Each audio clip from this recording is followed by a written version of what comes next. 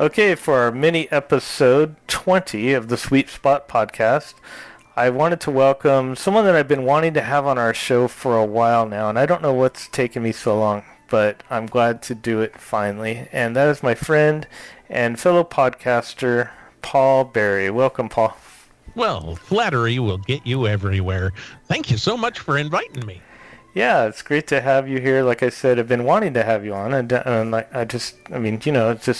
I get so busy with other things, and I forget. Oh yeah, I gotta have Paul on. So you're like, what am I gonna do? I don't know. Oh, laundry. That's exactly. Yeah. Yes. Who else? I can't get anyone else. All right, I'll get Paul on. That's right. Well, as I said when you invited me, it's an honor to be invited on the show. And you know, like I said right before we started recording, this is one of my favorite topics. Me. Perfect. Well, I wanted to start off at the beginning because, Paul, you have the podcast from the window to the magic, to the magic, and I want to first go backwards though and talk about. Did you grow up like in Southern California, going to Disneyland? No, I actually moved to Southern California in 2011.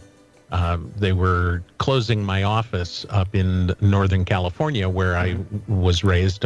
I was born and grew up all within about a 10-mile radius. And that was in Silicon Valley, San Jose, Campbell, Los Gatos, that sort of thing. And so we would take trips down. My first trip to Disneyland was in 1973. Before you were born, right? No, I was 2 years old. You were 2 years old. Yeah. Okay. Well, I wasn't much older. Because I was born in '66, so I was 6 or 7 years old. Mm-hmm. But yeah, we would come down. My dad would save up for an entire year so that my family could come down to Southern California, and we would do a week. Mm-hmm. And so we would hit Magic Mountain, and then we would hit Universal Studios, and then we would hit Disneyland, and we would hit Knott's Berry Farm, and we'd go down to San Diego for the zoo, and that sort of thing, and you know, make a week out of it. Right. And so, you know, I didn't grow up down here, but I grew up going here. I get it. Same thing, pretty much. Yep, pretty much. Yeah. So when you moved down, is that kind of when you started thinking about, you know, recording a podcast, or did it take a little while? Or you became a pass holder too during all this, right? Well, I've been a Disneyland pass holder since Disneyland passes existed. Oh, okay. So my first pass, I believe, was $109. Could have been $99. I'm not sure, but it was somewhere in that area. Mm-hmm. And that was literally when it was still a piece of paper that they would print out. They would insert your photo into it, and then they would plastic laminate it. And that was a Disneyland annual pass. So it was like, what, 85? I was going to say, yeah, this would have been the mid-'80s. Okay, yeah. And so, you know, I've had an annual pass since then. Wow. So I just, every year I renewed it, and, you know, that sort of thing. I just... It was always a thing for me to be able to come down once I was able to drive myself down to Southern California. Then I could come down here and spend a couple of days, and I could just get into the parks. And that was wonderful. Now, I moved to Southern California in 2011, but I started Window to the Magic in 2005. Oh. And so for the first 5-6 years that I did Window to the Magic, I was living up in Northern California, and I would fly down to Orange County Airport approximately once every 6 weeks. Mm-hmm. And I would spend a weekend at the Disneyland Resort, and I would record the entire time that I was in the parks. And then I would go back home, and I would produce a weekly episode based on whatever it was that I had recorded while I was there. I see. You broke it up into several episodes.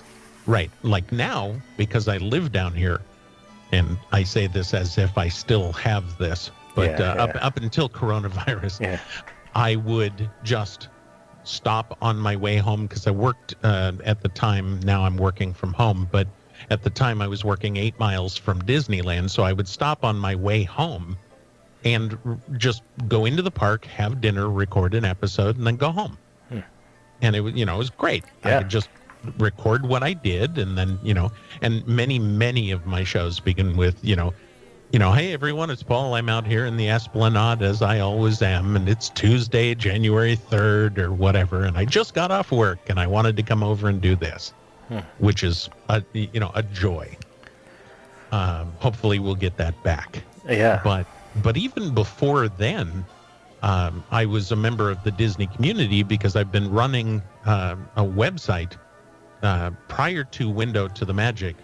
There was a website called doneinthedark.com. And Done in the Dark, is not as bad or as naughty as you're thinking at this point. Yeah. It is, I used to work on the website after my son went to bed. So I would turn all the lights off in the house. I would just have my desk lamp on. And so everything I did on this website was done in the dark. And what it was I hosted the Country Bear Playhouse website. And when I saw the internet becoming a thing and people were starting to build websites, I said, well, I want to do that. And so I looked around. I was like, well, I'll do one on pirates. Taken. I'll do one on Mansion. Taken. I'll do one on Space Mountain. Taken. It went, and nothing. I finally found that I had an LP of the Country Bear Jamboree. Yeah, I had that too. Yeah. And that gave me a bunch of graphics. It gave me a bunch of text. It gave me a design aesthetic. And it gave me audio. And so I imported the audio. I made real audio files. And I put Real Player all over my website. And I basically invited people to come in and explore the Country Bears, learn about them, and enjoy the audio. And I had, it's still up there. Oh, really? If you go to doneinthedark.com, you can click on the Country Bears, and it'll still take you in there. And, it's very, very basic. But there's audio of behind-the-scenes things. There's the time that I met Peter Renaday. There's a video from him up there, and then there's information on when I was in the Country Bears feature film, because I was invited by one of my friends to be an extra in that movie because I ran the website, and so it was. This was all happening in like 1995, 1996. Wow, yeah. And then that lasted for about 10 years. And through that website, that's how I met Patrick Hurd, who became my co-host for Window to the Magic. Window to the Magic did not start as a podcast. It started as a DVD series. Oh. The very first DVD that we produced was the very well-known Adventure Through Inner Space virtual ride-through. Yes, that I've seen that. Steve Wesson did, the computer-generated with the surround sound audio. He did the visuals for that. He was struggling with getting the gumption to finish it. And so I produced a 5:1 mix of the loading area and burned it to a DVD and sent it to him. And I said, finish it and I'll give you the rest.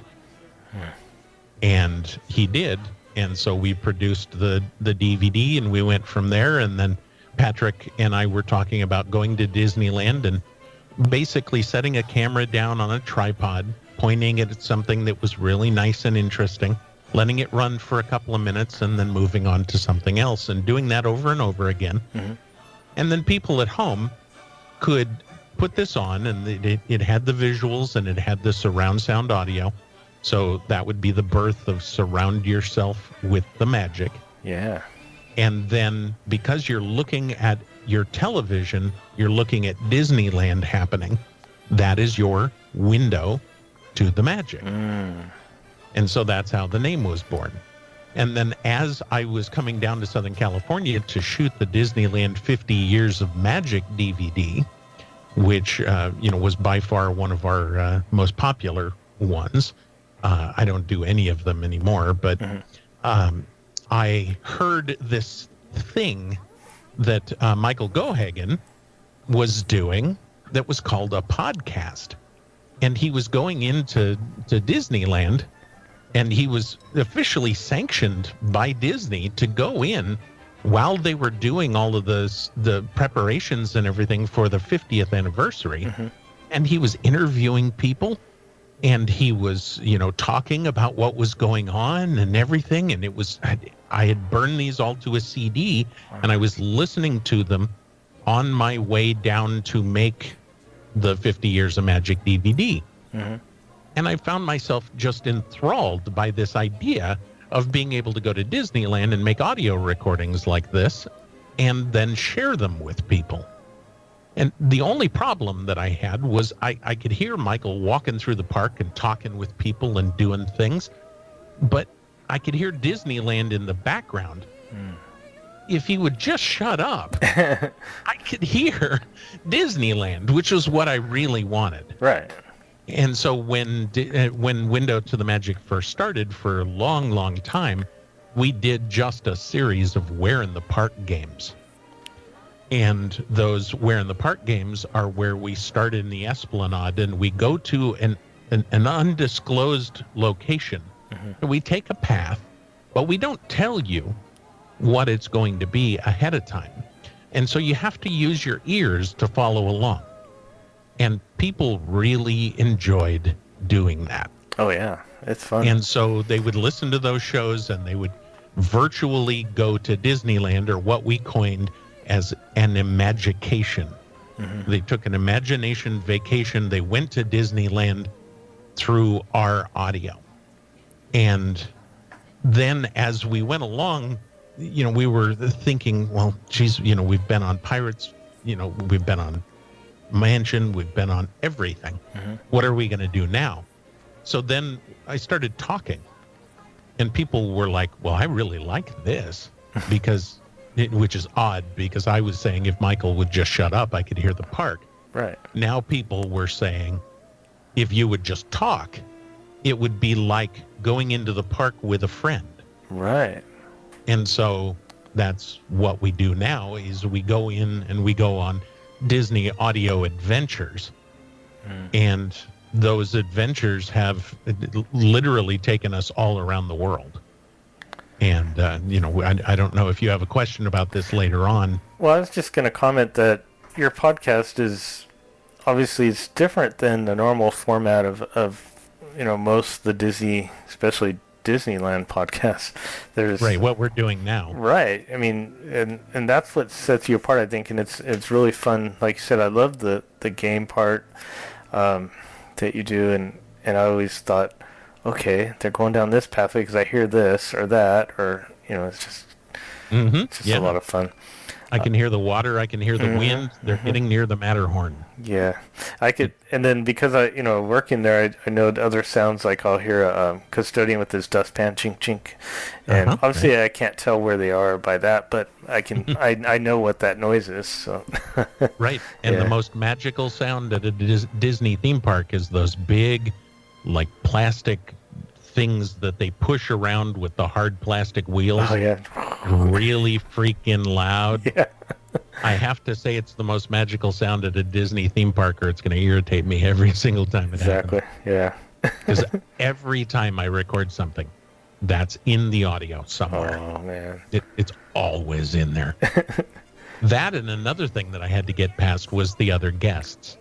Because at the beginning I was recording the sounds of Disneyland, and so I would go around and I would, want to record the sounds. But there was all these guests that were talking and screaming and laughing and doing whatever. And at first it was kind of irritating, because I was like, well, shh, I want to record the parks. But then I realized that part of going to Disneyland is being around those people. Right. Hearing those noises, hearing the laughter, hearing the obligatory screaming child. Crying, yeah. Yeah, it's a crying child. Welcome to Disneyland.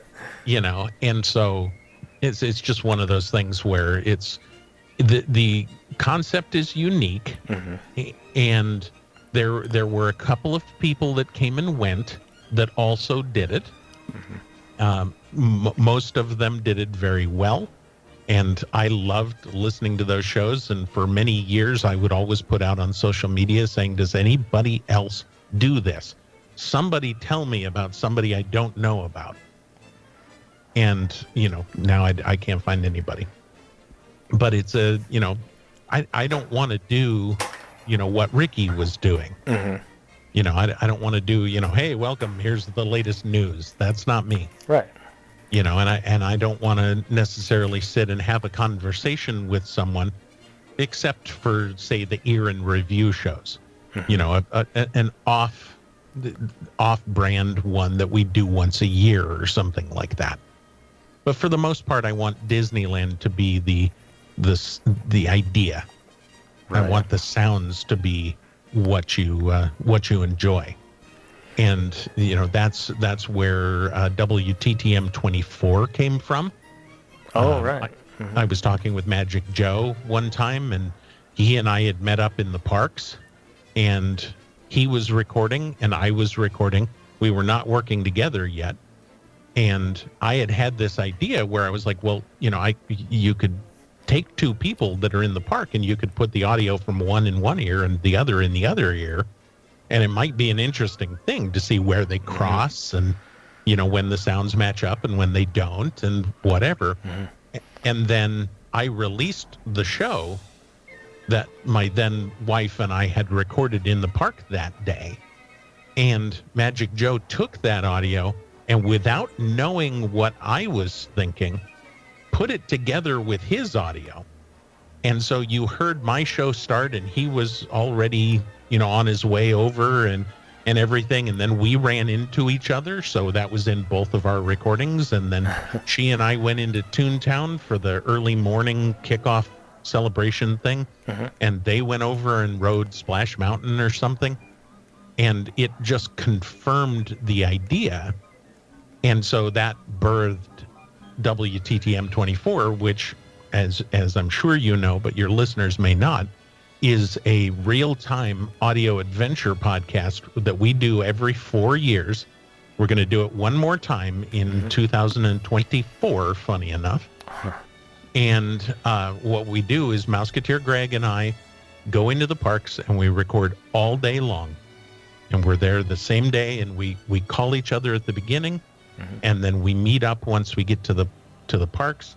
And throughout the day, we go in different directions, and we come back together and we have a meal or we ride a ride or whatever. We each have a team of people with us so that we can talk as we're going and doing different things. Mm-hmm. And then we release it over the course of a year in 1 hour increments. Right. And so you get to hear an entire day in real time. And you would think that having two different audio sources would be really confusing. But you listen to stereo all the time. Mm-hmm. That's two different audio sources. Yeah. So just literally the only difference is the mics are farther apart than they normally are. And so a lot of people really enjoy it. And we have fun doing it. So, I figure if you're going to do a podcast, you got to do something unique and fun, something that you enjoy. Exactly. And that's what Window to the Magic has become. So, have you, I've listened to many of your episodes, but I can't keep track of, but have you been on every attraction at DCA and Disneyland? Well, I can say yes, and you'll never know. Well, and to be honest with you, I don't know. You don't? Yeah. I don't. It seems like it, but I don't know.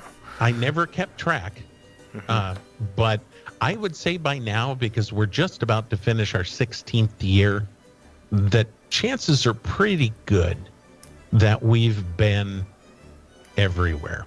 Well, is there any attractions that you don't... Because I have maybe like 3 or 4 that I just don't like to go on. Is there anything that you don't like to go on personally? Well, there are things like Matterhorn. Mm-hmm. I have, my back is not the best. Right. And so, I've been on it, and I've recorded it.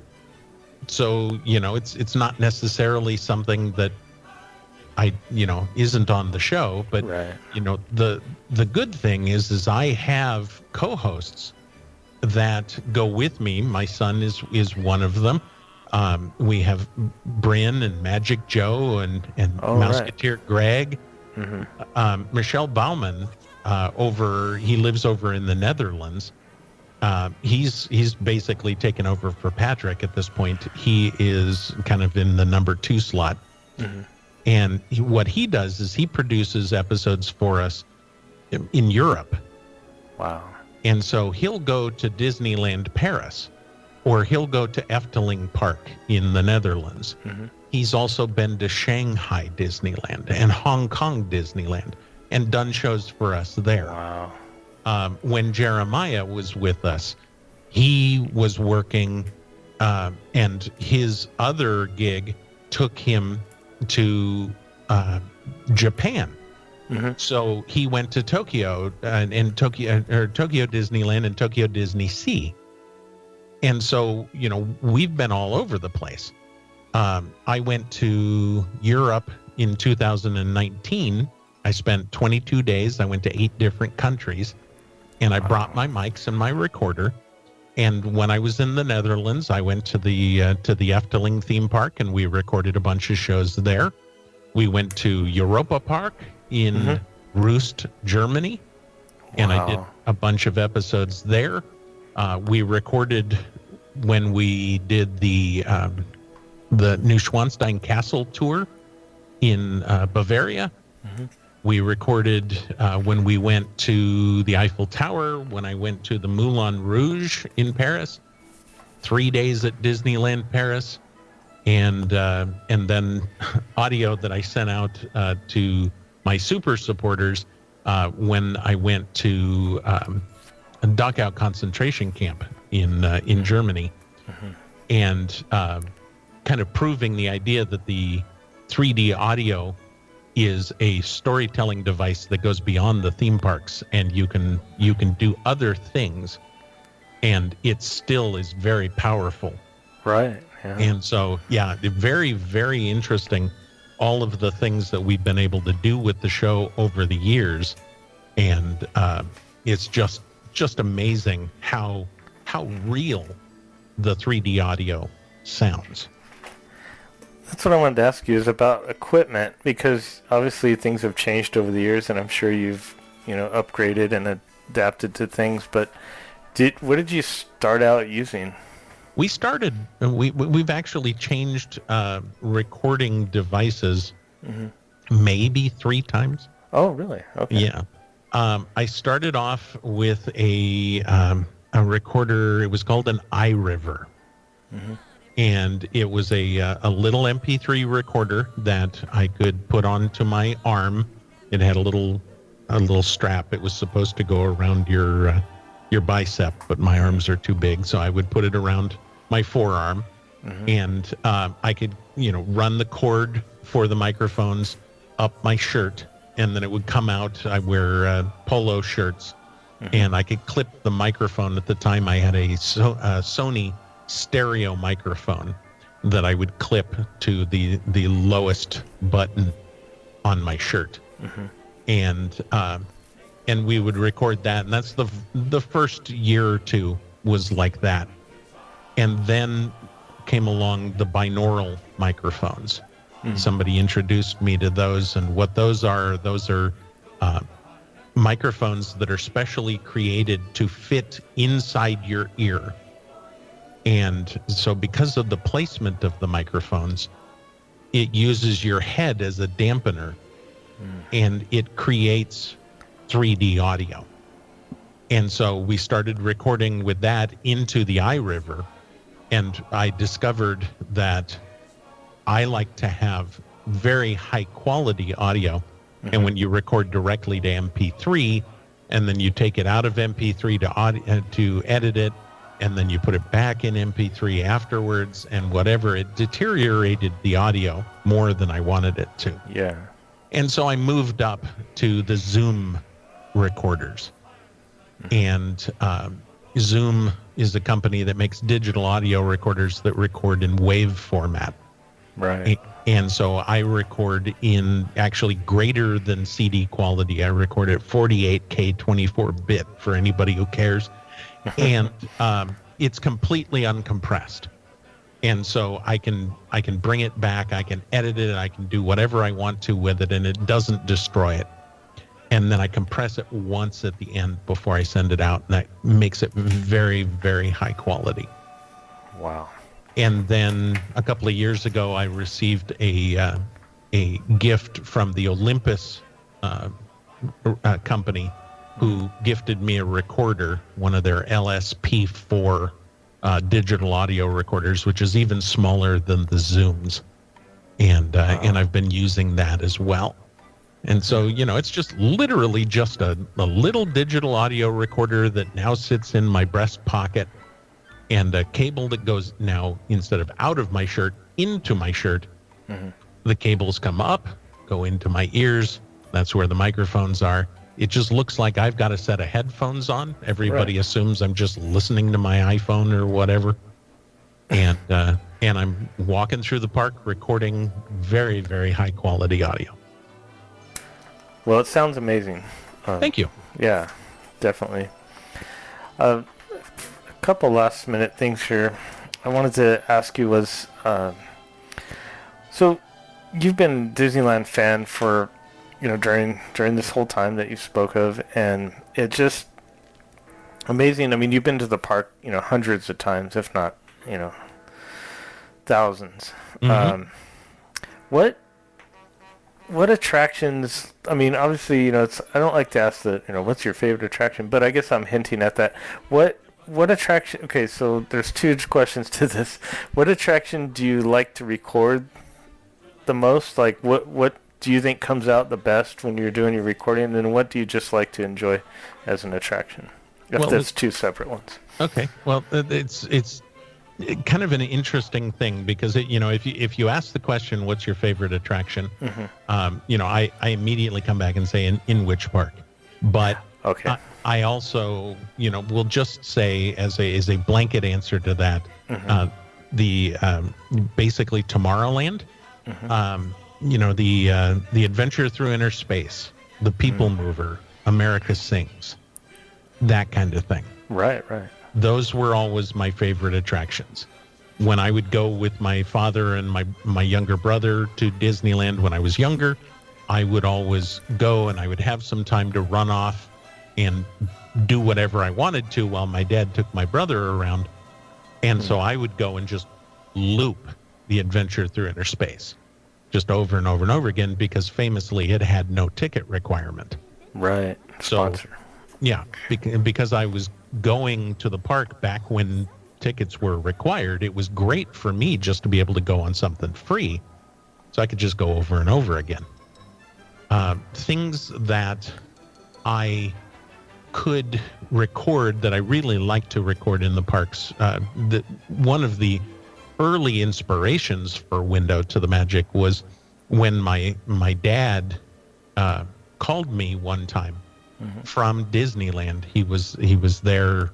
My parents were divorced, and so he had a new girlfriend, and he was taking her down to Disneyland. Mm-hmm. And they were there one night, and I picked up the phone, and the telephone operator said, "Hi, this is such and such with Pacific Bell. I have a collect call from your father. Do you wish to accept?" I said, "Sure." And he said, "Check this out." Mm-hmm. And I listened for about 10 seconds. And it came on and it said, "Ladies and gentlemen, boys and girls, Disneyland proudly presents this spectacular festival pageant of nighttime magic and imagination in thousands of sparkling lights and electro-synthomagnetic musical sound. And through this collect call, I then enjoyed a live stream, if you will, of the Main Street Electrical Parade, live from Disneyland as it happened." Wow.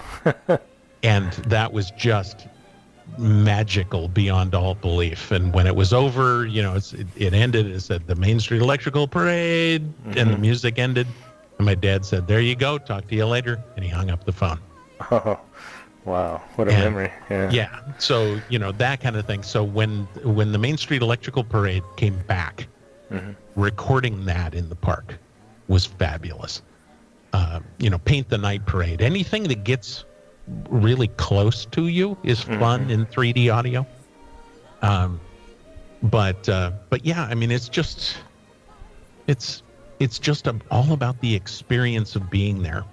And the one show that a lot of people talk about more than anything else really is the show that I did where I went on and I got up in the tender for the Disneyland Railroad.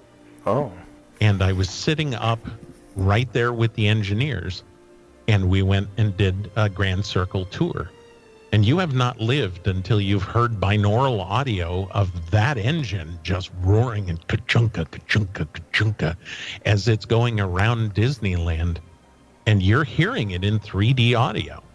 Wow. And so, what episode is that? I have no idea. I want to listen to that now. And I made a conscious decision many years ago, which I kind of regret now. But I never kept track of what was in which episode, and I did not list it in the show notes because what I wanted was for you, like when you go to Disneyland, you have no idea what's going to happen in that day. No.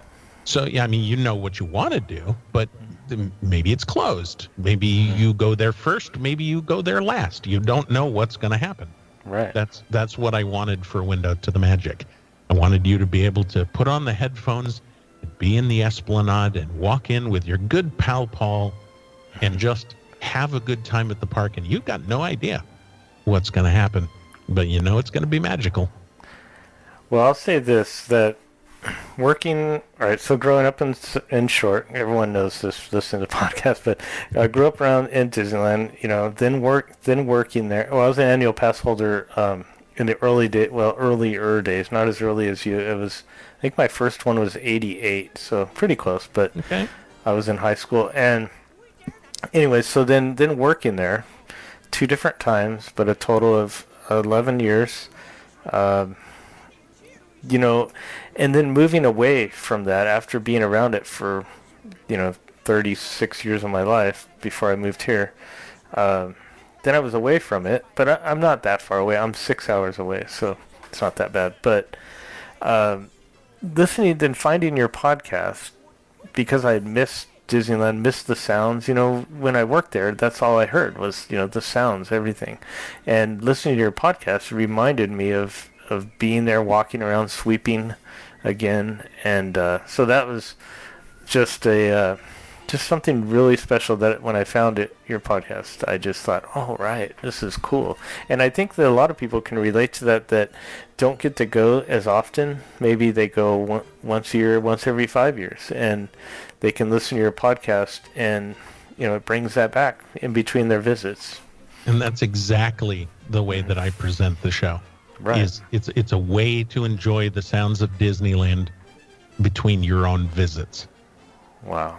And so that is literally what we try to do, is to put you in Disneyland again, to bring back that memory, or something that I love even more, which is when I receive an email from someone and they say, I've been listening to your show for X amount of time. We've never been to Disneyland before. Wow. But we just booked our first trip. And then 6 months, a year later, I get an email. We just got back from Disneyland, and I have to say thank you. Because, from listening to your show, we have been through all of this before, and we had the most magical vacation, and that sort of thing. So it's a good thing, and I had the unique opportunity to be able to continue to provide new content throughout the coronavirus shutdown. And so through the entire time that we were all hiding in our own homes, I was able to produce a show every single week and give people that escape from the scariness. Right. The unknown. Yeah, it was not good. And so I had the honor to be able to give people a little bit of that Disney magic. And that's just, it's the greatest joy. It really is. Well, thank you for doing it. I appreciate it, and I know others too. And if others haven't heard of it, they need to check out your podcast. Is there anything else you want to plug, or a place for them to go and check it out? Well, the best way to find out about us is to go to windowtothemagic.com. You can find different links there for subscribing through Apple Podcasts or Google Podcasts or whatever you want to subscribe through. You can probably find it there. But if you don't want to do that, you can just go on to Apple Podcasts and put in Disneyland Podcast, and we'll come up somewhere in there as well. But we're on Twitter, we're on Facebook, we're on Instagram, we're on YouTube even. We do videos from around the world and that sort of thing. Not so much as the audio, but we do some videos as well. And sometimes we combine the two. And we will go into Disneyland and do some videos, and we will include 3D audio with that, so you can sit at your computer with your headphones on and surround yourself with the magic. Great. Well, thank you so much. I had a really good time getting to know you. I've seen you around at all the events, and we've said hi, but didn't really get a chance to talk to you too much, so it was a lot of fun. Yeah, back at you. Thank you so much for having me on.